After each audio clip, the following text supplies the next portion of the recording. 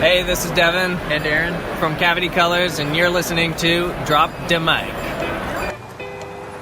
Hey, happy Valentine's Day. Happy Valentine's Day. Came by to drop off a gift.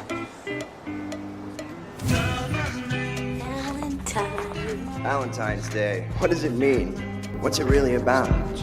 Celebration of true love? I got a Valentine the other day. It was awful. Someone saying that they were going to kill me. And it was signed JM. Ours too, the card in our chocolates. Well, that's sweet, I think.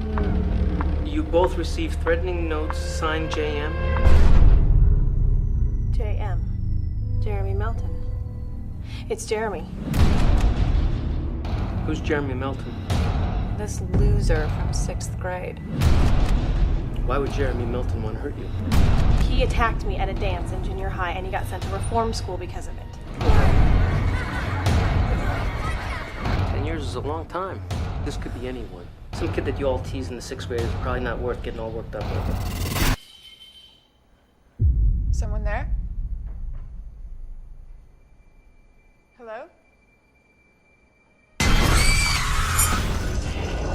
I really wouldn't worry about this.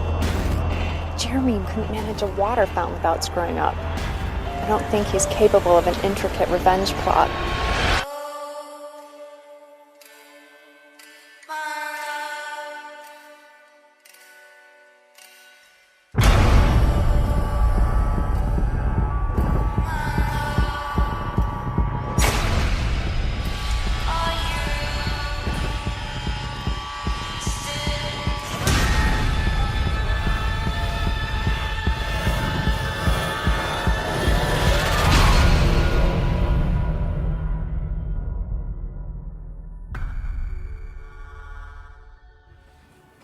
Hello all, and welcome back to another episode of our humble podcast. I'm your host, Wesley Swanson, and alongside me we have James Warney, Diego Luna, and Chris, not Bradford, Rodriguez. Welcome back, man. You know that probably hurts my dad's feelings. He's not going to listen. Come on, man. He's a good dad. He doesn't support you. He's a good dad. When he wants to be, right? Yep, that's everyone. I'm a good dad when I want to be. We can't pick our dads, but we could always pick our daddies, right? That's some logic, man. I love it. All right, moving on. This is episode 153, RX Queen, where we're going to be reviewing the 2001 film Valentine, which is, it's a film. No, obviously it's Valentine's Day, or singles. Happy Valentine's Day, Natalie. Love you. Oh, Damn. Single Awareness Day. Right. Cheap plug. Cheap plug. Cheap plug. Yeah, but before we get into Valentine, the love letter to 80s slasher films, let's do some news. You guys on board with that? And now for a special news report. Brought to you by Drop the Mic. All right, James, take us away. All right, so earlier this week we had some news that Sam Raimi may be in talks to direct the sequel to Doctor Strange, the Multiverse of Madness. I heard about that. What are your thoughts on this? I know a lot of people are saying, "Oh yeah, now we're finally gonna be able to see Tobey Maguire back in a spider suit," which I don't really. I feel like he's too old. Yeah, I don't think he would do that again. Yeah, it's not going to happen. I highly doubt that. If he did, it wouldn't be a long-term thing. It would be a nod somehow, you know. It would, I mean... I saw a meme where it has him as Uncle Ben, which... Fucking amazing. If that was to happen. But it's not going to happen. Like, he could get, what's her name? Aunt May. Bullshit. Not that Aunt May. Marissa Tomei. Tobey Maguire ain't going near that shit. Yeah. How do you feel about that? Exciting news, or When I read about it, I thought it was pretty interesting that they went this route. That Sam is kind of like, he's a really good director, so I wouldn't blame him. He's a good because they want to go horror, more dark, I guess. Yeah. So horror themes. Yeah. Horror themes. So he's Little really spooky. good. He's really good at translating that into film. So. Go listen to our the Drag Me to Hell episode. Listen to this one first, though. Finish it. Yeah. Moving on. Looks like I was actually wrong about this last Fast and the Furious movie being the last Fast and the Furious movie. It looks like there's going to be a 10, and that is, Vin Diesel even said there's a possibility of that being split into 2 movies. But So, he said it because he wants to reward the fans. Yeah, it's like he wants to reward Universal and the fans for like being so. Then don't split it in 2. Just call it 10 and 11. Have you seen? It's not based off a book that you're going to split in 2 parts. Have you seen the meme where it's like Fast and the Furious 50, and they're all old? No. Yeah. Him and Michelle Rodriguez. It's pretty funny. Yeah. Check that out. Good. I don't know. I guess that. So that might be. I mean, I guess a 10 is happening. Whether it becomes part 1 and 2 is yet to be determined. Moving on, we got. The Birds of Prey is actually looking, I think, to change their title in movie theaters. Yeah. Because it's underperforming quite a lot, actually. It was projected to be like 55 million. Part of my news, yeah. They only broke 33 million opening weekend. Not too good. Don't think it's just a title. No, a lot of it, they said it has to do with marketing and stuff like that. No, they marketed the shit out of it. Yeah, but I think it's rated R, and we have like the coronavirus scare going around. Yeah. I don't know. I just don't say it, Chris. Outbreak? Don't say it. Outbreak. An outbreak, the monkey spread the disease, but the guy, fucking McDreamy, coughed in the movie theater and spread that everywhere. I don't think it's that, though. I think it's the fact that no one knows who the Huntress is. No one knows who Black Canary is. No one knows who Black Mask is. Specific demographic. Very specific, yeah. You have to know the comics to know who these characters are. But also, the mascot of this movie is Harley Quinn. Yeah. Margot Robbie is a star, bona fide star. And that's why I guess they're changing it to Harley Quinn, Birds of Prey. Yeah. In the theaters. So. Well, I think it's good timing on their part. That's it. It's going. Yeah. That's why I'm seeing it Friday. All right. Because that name change really helped me. Like, oh, now I know what it is. Warner Brothers just need I to get like off their own dick. the ridiculous title because everybody just referred to it as Birds of Prey anyway. But it's really Birds of Prey and the fantabulous Emancipation of One Harley Quinn. That movie we mentioned a couple times before in a few episodes, the Hunt movie, is coming to theaters now because it's socially acceptable, I guess. Yeah, because they're tired of being censored. So that movie's coming out Friday the 13th in March. The press of it being put on the shelf is just going to make this movie perform even better than it was going to the first time. Did you see their tagline, the most talked about movie of 2019, and no one's even seen it? It's like, oh, that's cool. Because that's what what's his name did for Citizen Kane. Orson Welles. Yeah, he did it. Yeah, what's his name didn't want to show it everywhere. And he's like the movie that no one wants you to see.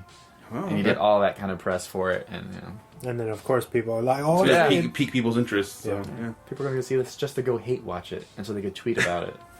I'm actually, I just wanted to see. I wanted to see it since I saw the trailer, and then I found out. I think like a week after the trailer came out, they're like, "This movie's shelf. It's not coming out anymore." But then I love because Emma of the Roberts. violence. Something happened around that time that they're like, "This would be in bad taste to bring it out," or that's what at least what they said. Yeah. Well, then postpone it. Don't shelve it. Well, that's what they said. It's getting they're just on. No, they had said it indefinitely. Yeah. It's not coming out. Yeah, and they're like, okay, and that's what kind of bummed me out. And I think we talked about it before, it getting like leaked, on the black market or whatever, But so that's coming out. Just like The Interview. Right. Yeah. What else do we got? So there's some set photos of Margot Robbie as Harley Quinn on the set of the Suicide Squad. Oh wow! So she's in it officially. They've been doing production for a while. Yeah. I wonder how big her part is.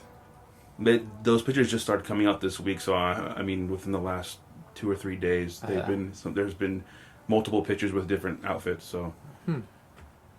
Interesting. Yeah. What else? I think I have one more piece of news. What else? Looks like Rick Moranis. Stole my news. Moranis. Yeah, I don't know how to say his name. But he's going to be returning for the Honey, I Shrunk the Kids reboot. I think that's going to Disney Plus. They're saying either Disney Plus or actually theaters. If he's in it, they should put it in theaters. Yeah. Yeah, that'd be cool. Yeah, that's because Coming out Epic return. Yeah, it's gonna be pretty awesome. Oh no, wait, Josh Gad is gonna be in it too. Yeah. I He's really probably gonna hope be that the he makes a new cameo dad. in the new Ghostbusters movie. That'd be super cool. I don't know. We're asking for too much at this point. If we're getting too greedy. Yeah. I think that's it for my news. I think I covered everything that I could think of. Great. So yeah. Diego? Oh, me? It's me? Come on. Well, I think we talked about, actually, me and Chris and Wesley and recently. Did you guys already see the Spiral trailer for the new Saw movie? Or The Book of Saw? Saw Universe. Saw Universe with Chris Rock being exclusive producer. Interesting. Yeah, new take on it. Something I'm willing to watch as not being a giant fan of horror or things like that. It looks like more to the roots of almost the first Saw. Or even just a taste of that, really, from the way they're doing it. To me, it feels like The Bone Collector meets Saw. You can see that. Yeah. So I'm interested. Chris Rock just threw me off, though. I mean, I'm interested, but I was like, Chris Rock, I don't know if I can... Has he been in a serious, role? He has, but... I just can't... I've seen him so much in these comedic roles that I just can't... He's going to be in the new Fargo season. Oh, okay. So that's going to be his real big outing for it. And I'm excited. I love Fargo. Yeah. Every season's amazing. So I have faith in him. As long as he doesn't scream, and that's a funny scream. That's going to be hard. That scream is his iconic yelling loud voice. It'd be like putting the Jerry Springfield, Jerry Seinfeld, and they're like, "What is the saw doing on my leg?" It's like they just ruin it. Yeah. But I doubt he'll do that. But that's exciting. That's exciting because it's cool to step out and it'll show him that he could do real a different kind of acting role. His just range. the regular funny one that he does. Well, I think it's his production company part of it too. So he's got a lot at stake he's here. He's a huge fan of this series. So. Yeah, it was like a passion project for him where he really pushed to get this made. So, which is cool that he's a genre fan. And James Wan gave him his blessing. Really? Yeah. That's cool. He's like, "Give me my check, and now you have my blessing." I get a cut of this one, right? All right, that's it. You got my blessing. Go with God, my son. And also another piece of my news. Well, actually, two pieces with the same thing. But WWE are about to sell pay-per-views to a different streaming service. They've been doing their pay-per-views on their WWE streaming service network, and now since they're losing money, I think the investors meeting they had, they were saying they lost over $1 billion into the stock market. So they're scrambling to do a lot of stuff, and one of the things that we're going to sell their pay-per-views to a streaming service, and which is kind of crazy because you're already paying $10 to watch the network, and then on top of that you got to pay whatever money they're going to be paying to go see these other pay-per-views in between, including the big four. So that's kind of bizarre, but hopefully it doesn't happen because a lot of people would be pissed. I know personally I wouldn't go pay $30. I just watch the highlights on YouTube somehow, but I personally wouldn't pay. And on that note, also they've announced that the new Chargers and Rams stadium is going to be the home for the next WrestleMania next year. Like you said. So next 2021. We're going to get WrestleMania 37 at the new stadium, which I think they hold up to 76,000 seated regular NFL, and then seating in the actual field will be like 106. Oh, wow. So it would be breaking an indoor attendance record now. Where's the height, what is it called, rule where it's built to? So the actual field is 100 feet down. Yeah. So you're going to be able to look down on the field or the ring. That's cool. But there's one way for them to save money. Stop making those fucking horrible movies. Yeah. Behind enemy line 7. That's what I would say if I was on that show or phone call. I'm like, quit making the fucking movie. You're making straight to DVD movies. No one buy DVDs anymore. When I was